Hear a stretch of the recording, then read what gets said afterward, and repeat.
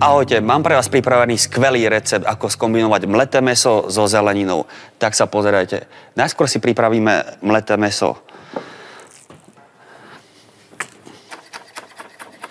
Do mletého mäsa pridáme nadrobno nasekaný cesnak. Ďalej do mäsa pridáme aj nasekanú petržlenovú vňať. Vňať si nasekáme takisto nadrobno. Mleté mäso ochutíme samozrejme solou a černým korením. A všetko spolu poriadne rozmiešame. Je dobre to miešať aj rukou. A mleté mäso máme pripravené. Cibulu s cesnakom si nasekáme nadrobno.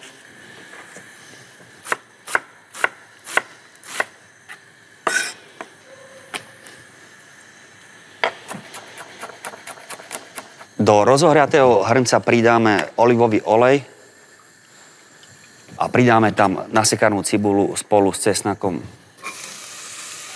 Cibulu s cesnakom na olivovom oleji v krátkosti orestujeme a medzi tým si pripravíme ďalšie druhy zelenín, a to mrkva, zelér, ktorý si nakrájame na trochu väčšie kocky, ako je cibula.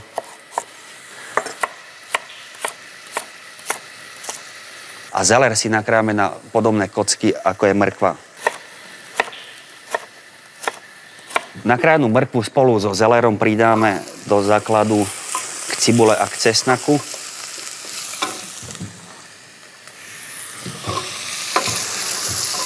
Spolu dobre premiešame, ochutíme černým korením a solou. Základ dobre premiešame a spolu chvíľu, asi 5 minút, restujeme. A medzi tým si pripravíme ďalšie suroviny, a to sú zemiaky, cuketa a paradajky, ktoré pôjdu takisto priamo do hrnca. Všetku zeleninu si krajeme na približne rovnaké kocky.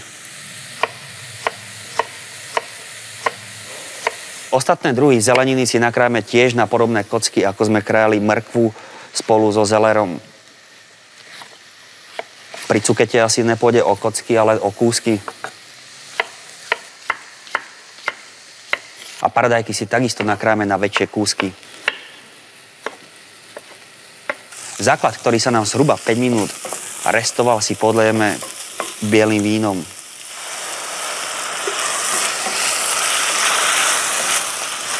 Víno sa nám pomaličky odparuje, takže môžeme postupne pridávať ďalšie druhy zeleniny naraz. A to zemiaky, cuketu a paradajky. V hrnci premiešame všetky druhy zeleniny a zalejeme vývarom.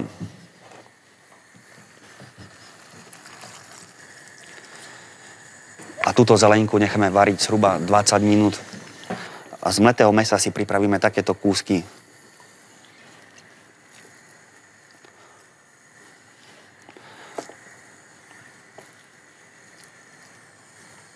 Tak, zelenina je skoro uvarená, ale pre istotu je treba ochutnať tie tvrdé druhy zeleniny, ako je zelér a zemiaky, či sú naozaj mäkké. Sú naozaj mäkké, takže môžeme si pridať naše kúsky mletého mäsa priamo do hrnca. A ešte na miernom ohni zhruba 5 minút povaríme. A úplne na záver si tam pridáme ešte nasekanú petržlenovú vňať.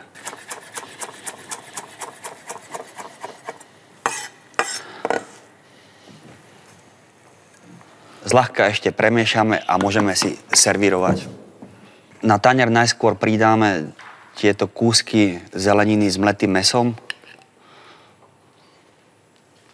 a potom to zalejeme touto výbornou, dá sa povedať, polievkou. Tak a dnešný recept je hotový. Prajem vám dobrú chuť.